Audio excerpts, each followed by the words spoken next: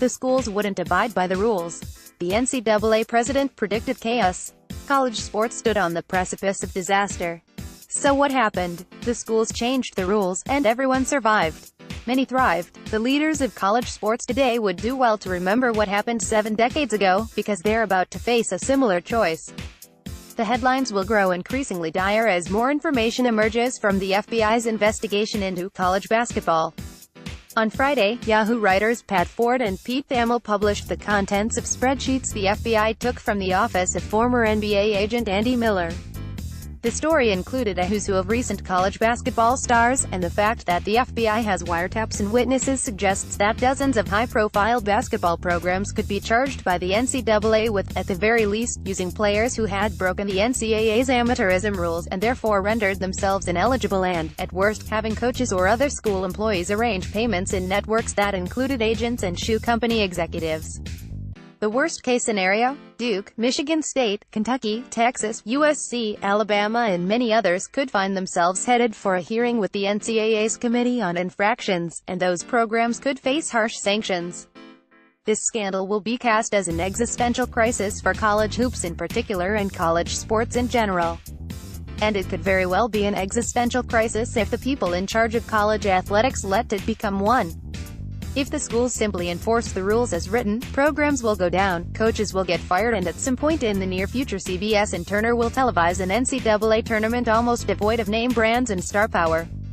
Or the schools could use this FBI investigation as a jumping-off point for a much larger conversation that could help them solve several major potential issues going forward. To understand why the latter is the smarter choice, they should turn back the clock 70 years, and consider their own history with the NCAA. Before we proceed, let's establish something that tends to get lost when discussing NCAA rules and potential punishments. No matter how many times an NCAA official or millionaire coach says it, there is nothing morally wrong with giving someone money for being good at sports.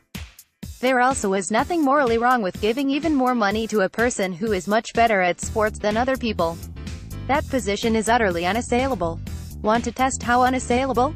Replace sports with singing, or plumbing, or building websites, and think about how stupid it would sound to defend the idea of a cabal of competitors coming together to make rules to fix the price of labor in those markets.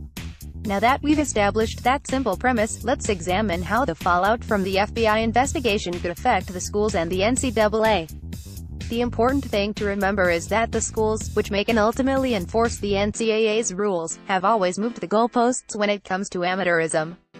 When college sports first became popular near the turn of the 20th century, coaches were not supposed to recruit off campus. They were only supposed to use players who happened to be students of each particular school. Athletic scholarships were not allowed. Because humans are competitive, not all coaches adhered to those rules. Some offered players jobs or found ways for their tuition to be paid.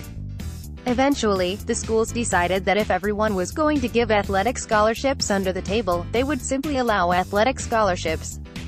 But they wanted to standardize the practice.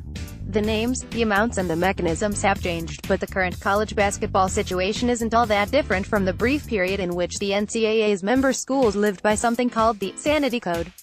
The code was enacted in 1948, and it codified the scholarship. Schools could pay a player's tuition and cover one meal a day during the playing season. Schools could not provide room and board but could give players jobs to work off the costs of their lodging and food. Later, the NCAA sent surveys to schools to ensure the Sanity Code was being followed. 7 schools, Boston College, the Citadel, Maryland, Villanova, Virginia, Virginia Military Institute and Virginia Tech, answered honestly. They weren't following the Sanity Code because they believed they should be allowed to offer room and board as part of the athletic scholarship. The only penalty on the NCAA's books at the time was expulsion from the NCAA, but a vote to expel the schools the media dubbed the Sinful Seven failed to reach the required two-thirds majority. It was a popular theory that the Seven were stalking horses for a large group of mostly Southern schools that wanted to loosen the rules. In 1951, the Sanity Code was repealed. Iowa professor Carl Ebe, who served as the NCAA's president at the time, predicted college sports would descend into madness. He was laughably wrong. The schools simply moved the goalposts again with new rules that allowed for tuition, room and board. In recent years, schools have added cash stipends that allow the athletic scholarship to match the actual cost of attendance that the schools report to the federal government. Why did this not breach their moral code? Because the Ninth Circuit ordered them to allow it when the NCAA lost the case brought by former UCLA basketball player Ed O'Bannon. NCAA President Mark Emmert is predictably picking up where Lieb left off. These allegations, if true, point to systematic failures that must be fixed and fixed now if we want college sports in America.